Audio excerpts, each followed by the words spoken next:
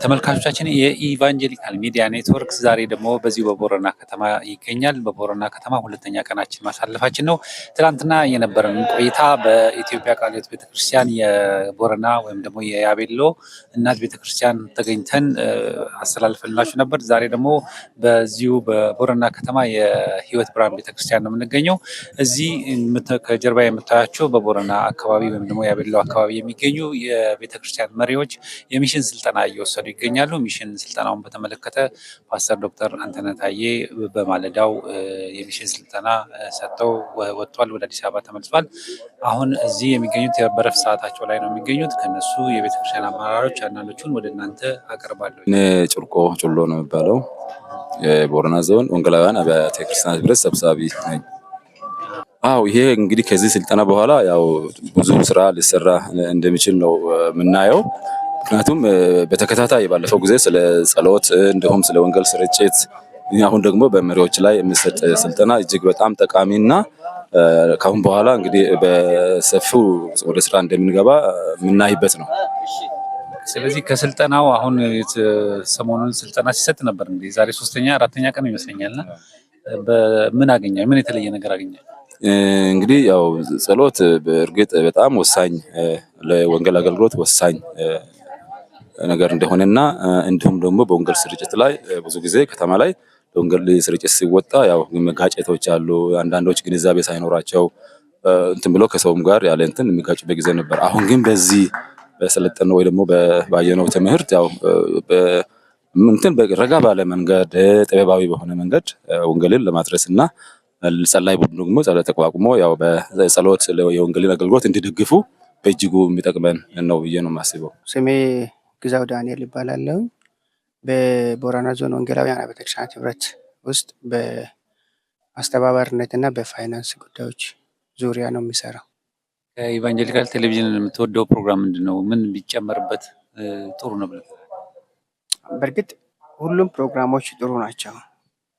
ሞር ፎከስ የሚያደርገው ያው እኔ ማስበው ወንጌል ላይ ምክር ላይ አሁን በምድራችን ባለው ሁኔታ ላይ ፎከስ ተደርጎ ምክንያቱም ሐሰተኛ ነቢያቶች፣ አስተማሪዎች እንደበዙ ሁላችንም እናውቃለን። ይሄን ደግሞ መሸፈን የምንችለው እውነተኛና ትክክለኛ ትምህርት በማምጣት ነው። እዛ ላይ ትኩረት ቢደረግ የተሻለ ይመስለኛል በእኔ እምነት አሁን ባለው ሁኔታ ማለት ነው። ይህን ነው ማለት የምንችለው። እንግዲህ ሐሰተኛ ነቢያትና የተለያዩ አስተማሪዎች በዝተዋል ብለሃልና በዚህ አካባቢ ትልቁ ተግዳሮት የሆነባችሁ ምን በማድረጋቸው፣ ምን አይነት ትምህርት በማስተማራቸው፣ ምን አይነት ድርጊት በማድረጋቸው ነው? እስቲ ምናልባት በሚዲያ ልታስተላልፍ የምትፈልገው? እውነት ነው። እዚህ አካባቢ እንግዲህ እንደ ሀገርም እንደ እኛ አካባቢ ትኩረት አድርገን ስናየው መሰረቱ በእግዚአብሔር ቃል ላይ ያልሆነ ብልጽግና ላይ ብቻ ትኩረት ያደረገ እንደዚህ ትሆናለህ፣ ነገ እንደዚህ ይደረግልሃል፣ ዛሬ እንደዚህ ይደረግልሃል፣ ዛሬ 10 በሮች ተከፍቶልሃል፣ ነገ ደግሞ 20 ይከፈትልሃል የሚል ነገር ነው እንጂ ግራውንዱ በመሰረቱ ሰው ምን ላይ ትኩረት ማድረግ አለበት የሚል ነገር አናየውምና እኛ አካባቢ ይሄን ነገር በጣም ቻሌንጅ የሚያደርገንም አሁንም እየተስፋፋበት ያለበት ሁኔታ ነው ያለው እኛ አካባቢ ስናየው። እሺ፣ በመጨረሻ እንግዲህ ለሚሰሙ የኢትዮጵያ ሕዝብ በሙሉ ይሰማልና ይሄን ፕሮግራም ይከታተላልና ምን መልእክት አለ? እኔ ማለት የሚፈልገው ቤተክርስቲያን እንደ ቤተክርስቲያን የእግዚአብሔር ቤተሰቦችም እንደ እግዚአብሔር ቤተሰቦች ወደ ቀደመው ቦታቸው ይመለሱ የሚል መልእክት ነው ያለኝ። አንደኛ ወደ ጸሎት መመለስ አለብን። ሁለተኛ ደግሞ ቤተክርስቲያን ወደ ተላከችበት ዓላማ ወደ ወንጌል ስራ ወደ ወንጌል ተልእኮ መመለስ መቻል አለብን።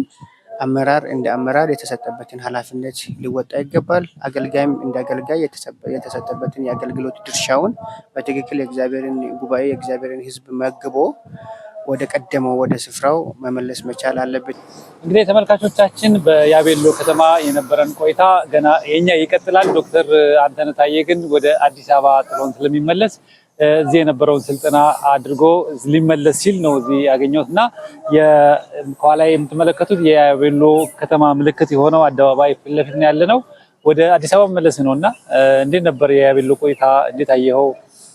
በጣም ግሩም ጊዜ እግዚአብሔር አምላክ ሰጠን። በእርግጠኛ ቲም እስከ ከሰኞ ጀምሮ እዚህ ነበር የነበረው። በጣም እግዚአብሔር እየባረከን ነው። ሴንድሚ ሁሉ ጊዜ በሄደበት ቦታ ሁሉ ሚሽን ነው አላማው፣ ወንጌልን ይዞ መሄድ ነው። መሪዎችን ማስታጠቅ፣ ጸሎት አገልግሎቶችን ማስተባበር፣ ስለ ሚሽን እንዲጸለይ ሁኔታዎችን ማመቻቸትና ማሰልጠን፣ ያንን ማደረጃጀት ነው እና ጥሩ ጊዜ ነበረን እና በጣም መልካም ትሬኒንግ ነበር። መሪዎቹም በጣም ደስ ብሏቸዋል። እንግዲህ የፕሮግራማችን ይቀጥላል። እንግዲህ እንዳልኩት የኛ ጉዞ ሁሉ ጊዜ ሚሽን፣ ስለዚህ ሚሽናችንን የክርስቶስን ሚሽን እያሳካን ያለነው በዚህ ከተማ ማለት ነው።